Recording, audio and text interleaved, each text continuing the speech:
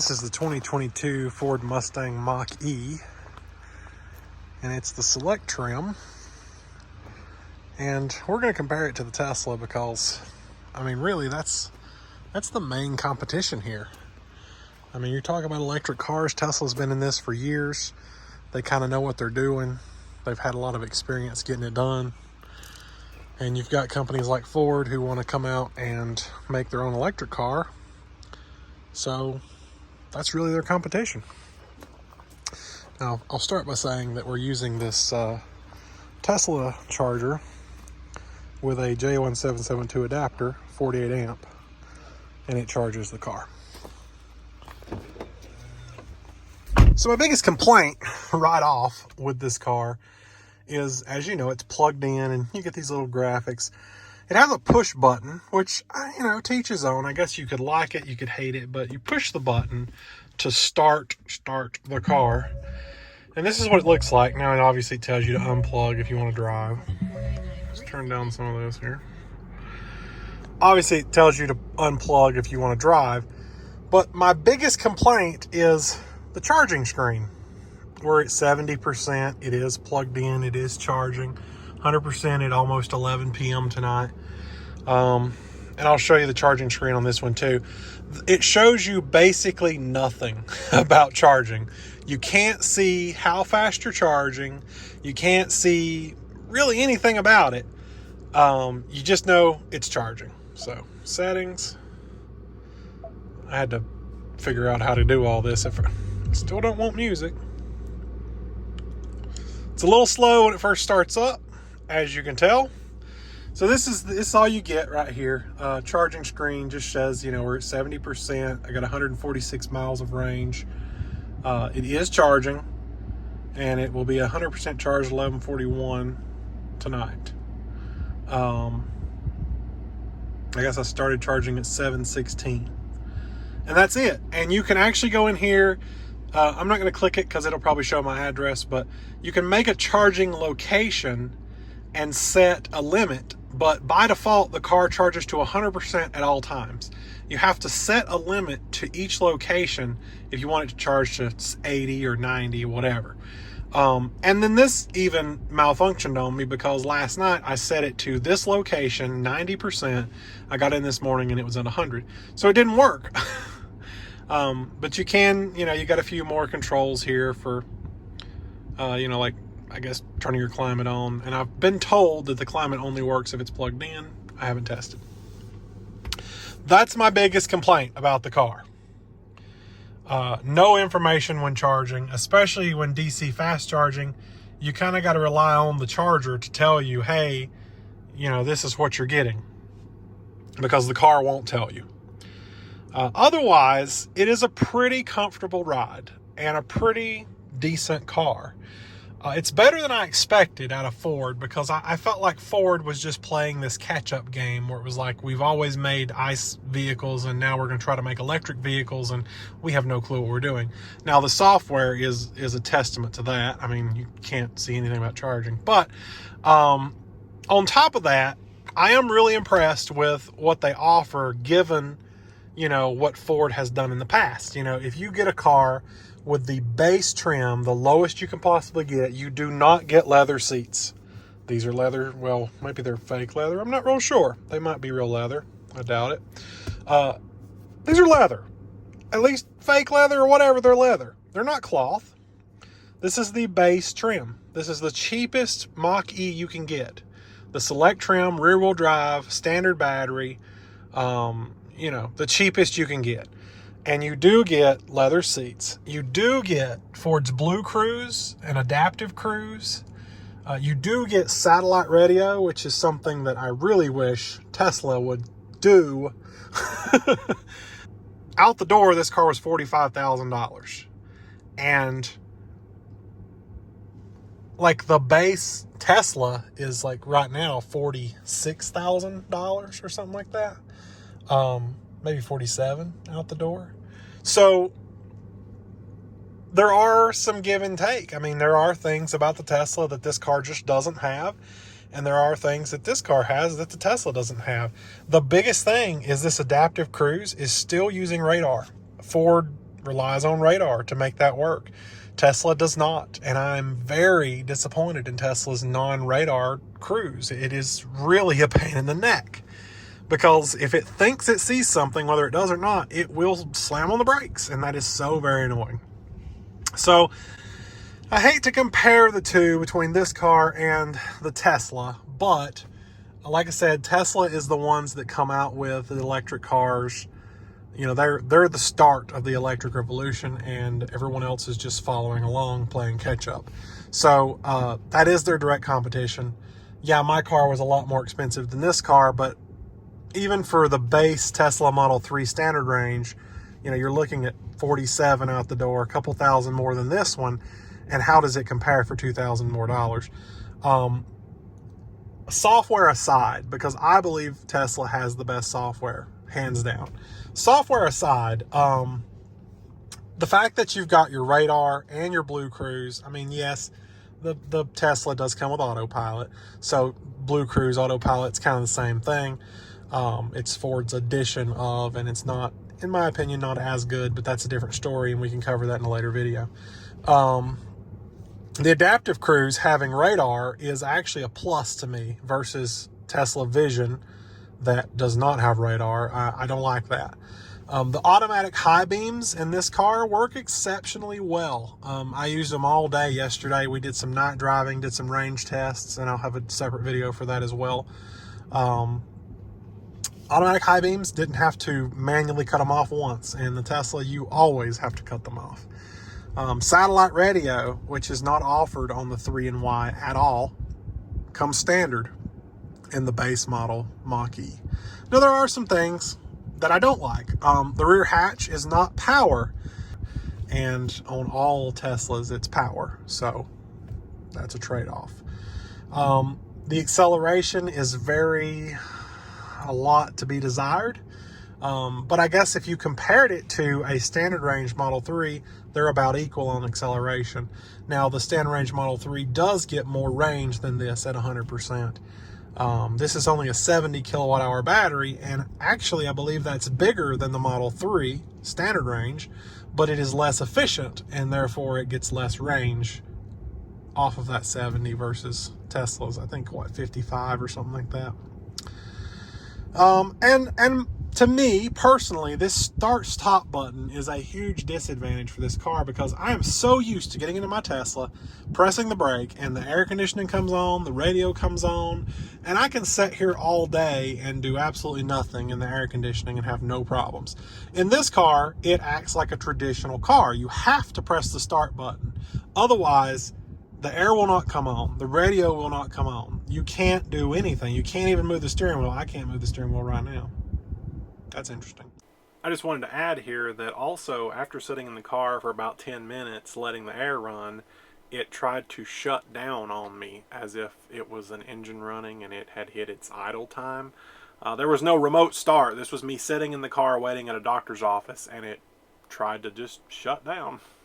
Then on the other side of that is, you know, you leave it on, like my Tesla, you just press the park button and you get out. And so if you leave it on and get out, it will blow the horn at you to let you know you left the car on. So I don't really understand the point of the button, because there's no engine to start or stop. So that's a little weird.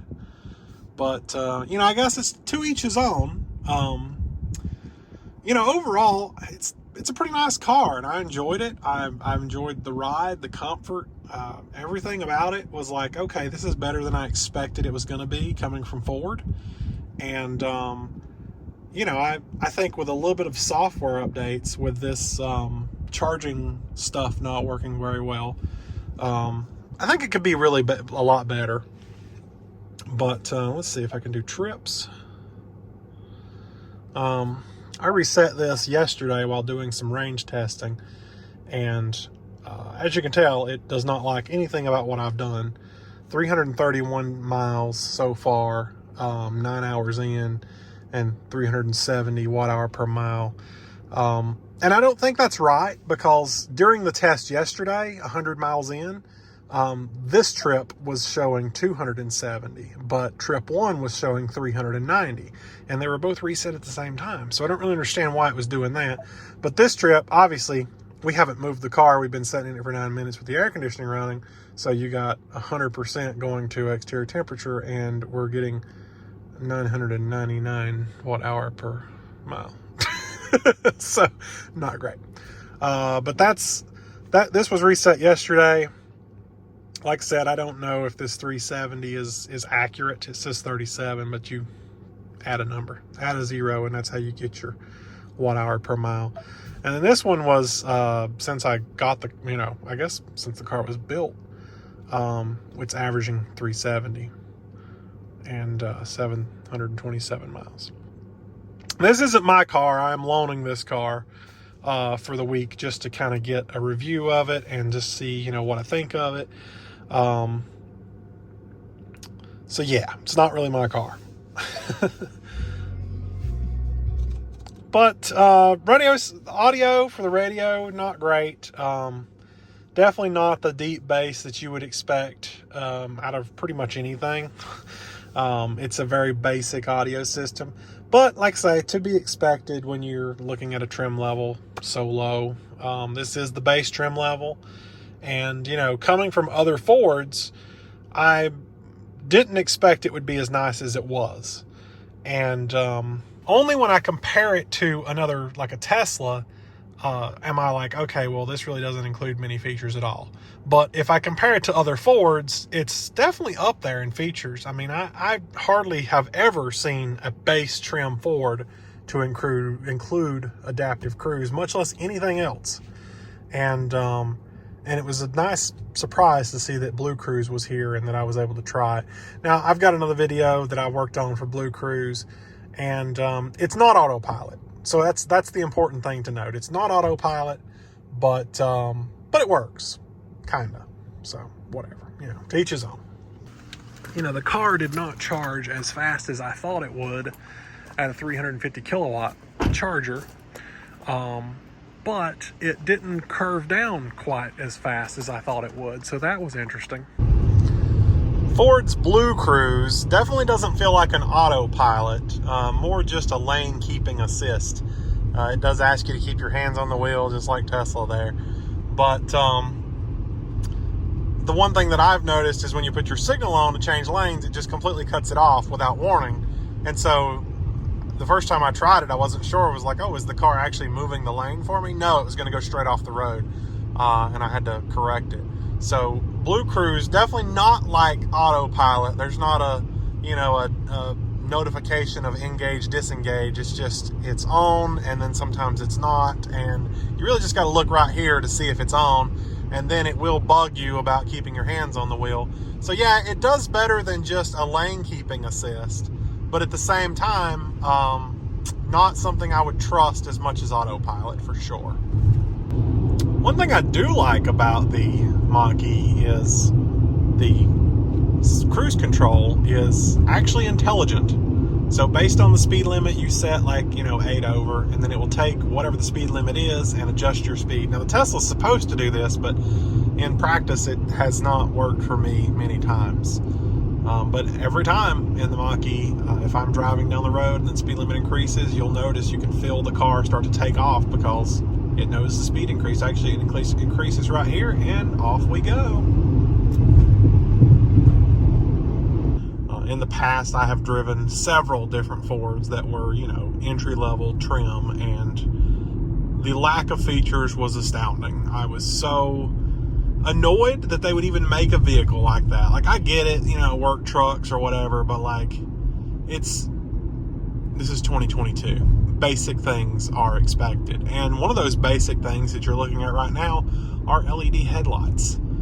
Yes, it is included for free on the base trim. I mean, not free, you're paying for the car. But automatic high beams, which just enabled, and they are a slow fade in, fade out. So here comes a car and fade out.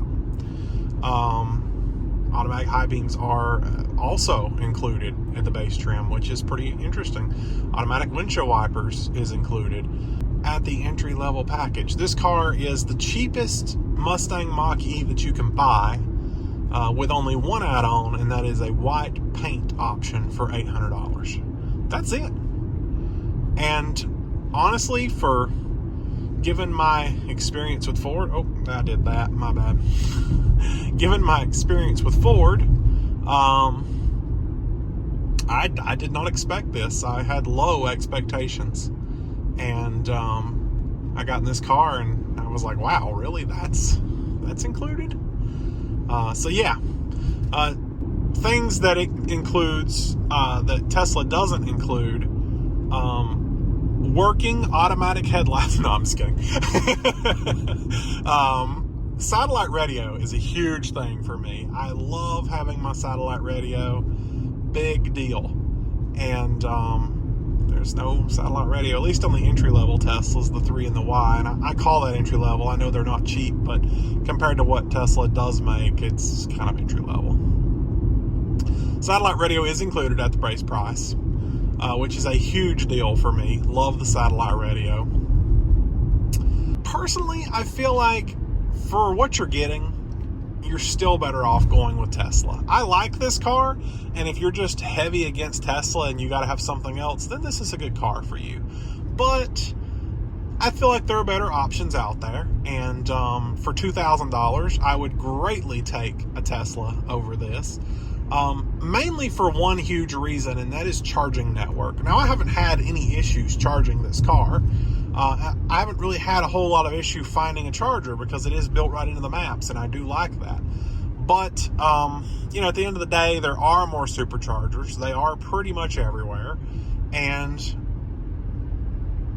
that's kind of what you're after. If you ever want to take this car on a trip somewhere, you don't want to be worrying about and looking for chargers. Now, like I said, the GPS does a pretty good job at finding them and sending you to them, but there are a few shortfalls.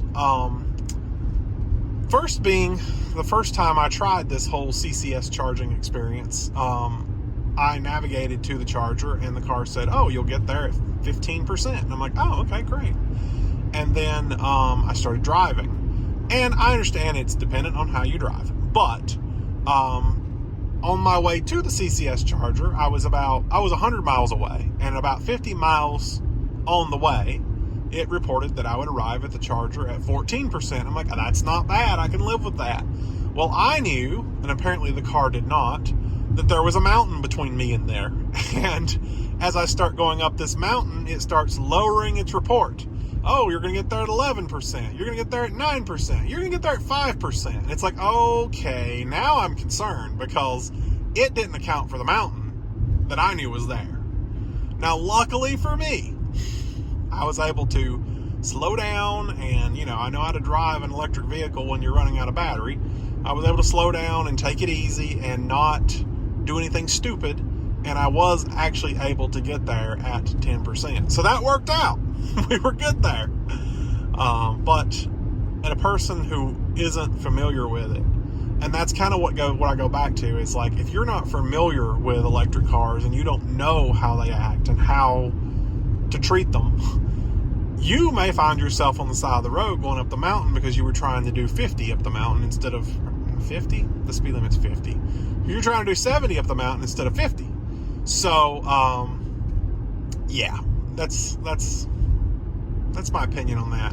And the thing is with Tesla, when they navigate to a charger or navigate anywhere really, they usually suggest that you will be at a certain percentage, and then you are above that percentage every single time. You never end up coming up somewhere less percentage than it thinks you will, even accounting your driving. It will take how you've been driving for the past trip and say, oh, well, okay, he likes to have a heavy foot, so it will account for that and estimate much lower just so it knows no risk. And I really like that. On a Tesla, you set the percentage of what you want the car to charge to, and it remembers it. So if I set it to 50% tonight, and I drive to a buddy's house and plug it in because I'm going on vacation, it remembers, hey, I should charge to 50%. And it just stays at 50% until I'm ready to change it again. This car, it's not that easy. There is no slider. There is no easy way to set your charge level. It defaults to 100% at all times. And then the only way to set your charge limit lower than 100% is you have to add a charging location. So you have to go into the system here, the charging screen. I can't do it right now because I'm driving, but if I wasn't, I would show you. You go into the charging screen and you add a location, which typically is where your, home is. You add your address, I guess. I did it once, it didn't work. But anyway, you add your address, and the car knows, okay, if I'm at this address, I should only charge to, and then you set the limit, 80, 90, whatever. Ford recommends 90. So I set it to 90. I plugged it in, it charged to 90, all was great. I was like, all right, cool. So I took the car out for the day. I came back home, plugged it back in, walked out a few hours later, and it was at 100%. It did not remember at all where it was supposed to charge to. And through my own research, the only thing I can think that caused this is because I parked a few feet away from my original parking spot, and the car thought that it was at a different address. I don't know how that happens, but that's where we're at. So I've just been letting it charge to 100%, and actually I've just been using it and charging it as needed. I don't plug it in overnight anymore. I just drive it throughout the day, and then when I feel like I want to go somewhere tomorrow, I'll plug it in at night. That's about it. So not real happy about that either. Now, my only complaints are with the charging. It's a smooth riding car. It's a pretty nice car for what it is. I mean, I had lower expectations for Ford. I mean, given that I had used some of their vehicles in the past that were just real trash, I had low expectations for this car. I was like, okay, it is a base trim, no upgrades, no features, let's see what we get. LED headlights is a huge deal for me, and I'm really glad that it come with them, because car makers need to really step their game up with these headlights. Halogen headlights are out. They're done. They're so dim, they're a safety hazard. And I really like to have a bright headlight that I can see what's going on in front of me. LED headlights, and in some cases HID, but I'm not a fan of HID. LED headlights are the way to go, and really impressed with that. Now, as you've seen earlier, I'm going to hit the brights here. It's got a decent spread, but for some reason it's right dead in the middle, and I guess that's okay. The spread is just not quite what you would think. I'll get up here, see if we can point it at something. But the spread is not what you would think. The bright seems to be right dead in the middle for some reason, and that's just weird. I don't really get that. Compared to other cars, they usually just spray the light everywhere so you can kind of see everything. And maybe that's not the best way to do it. I don't know. But in either case, is this a cop? Probably. Am I going to get a ticket? Probably. It's not a cop. All right, so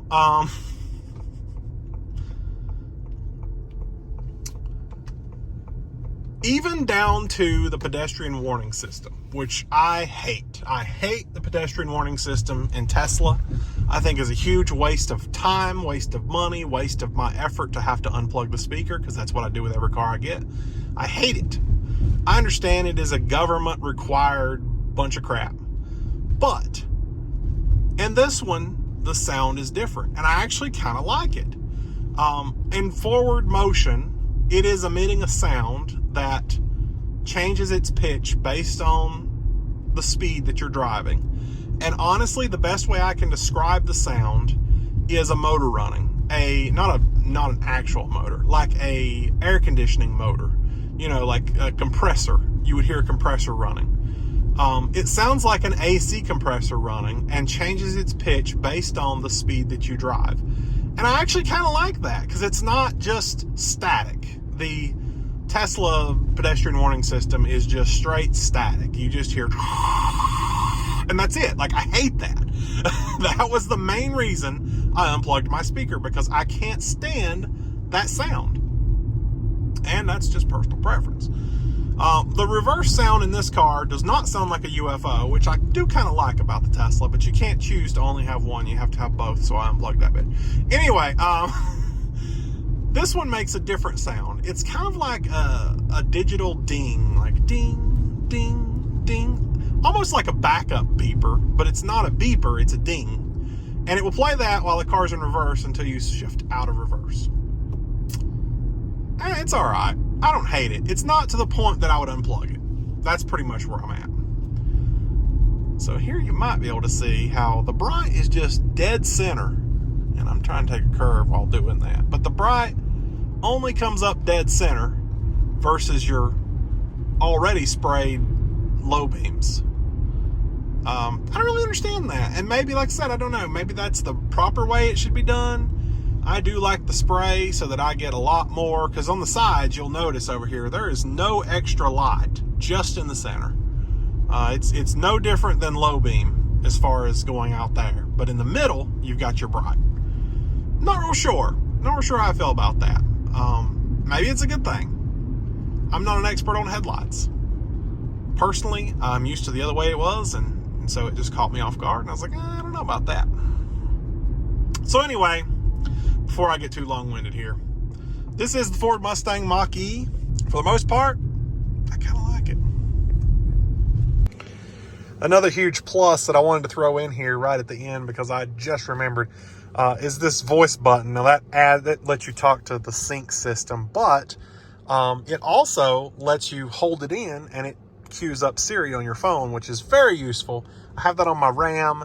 I've had it in many other Ford vehicles. My new Ford vehicle that I haven't announced yet that is coming in a couple months. Can't wait for that. We'll have it. So that's a really cool feature that I just wish other manufacturers had. I did want to mention one issue that I had with this car while testing it. And I'm not sure if this is just isolated to this car or if there's actually something else going on. And that would be the rotary shifter. And I don't actually show it in the video, but it's down in the center console here, how you shift from reverse, drive, whatever.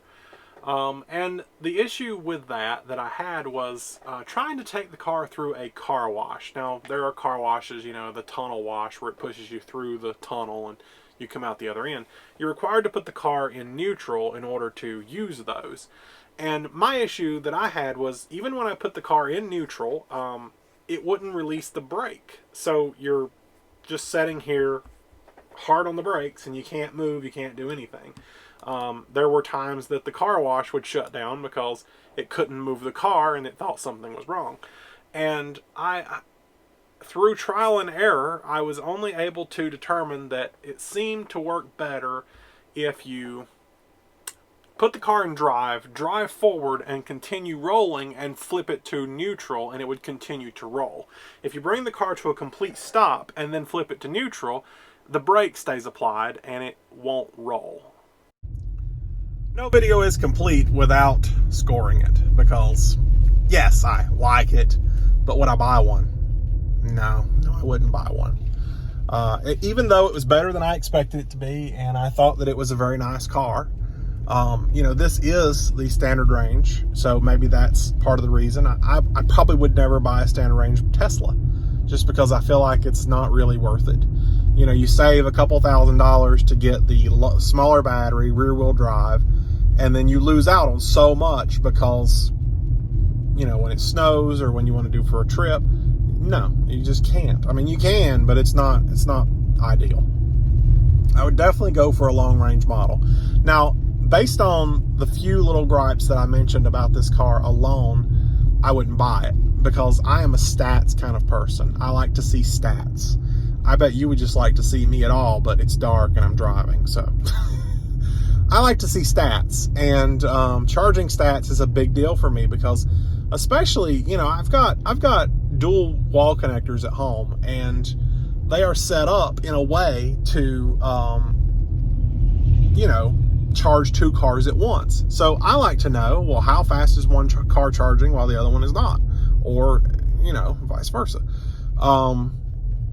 When I first plugged this car in, it was only pulling 22 amp, and the other car was pulling 26, because the limit is 48 between both cars.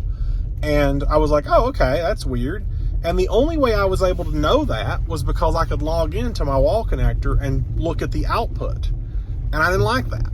So, without going back into my reasons why I don't like the car, no, I wouldn't buy one of these. If I were going to buy an electric car at this price range, it would be a standard range Model 3. Even though I don't like the standard range Model 3, that's the one I would buy. Mainly because of, you know, small little things here and there. But the charging network. You cannot beat the Tesla supercharging network. There is no comparison.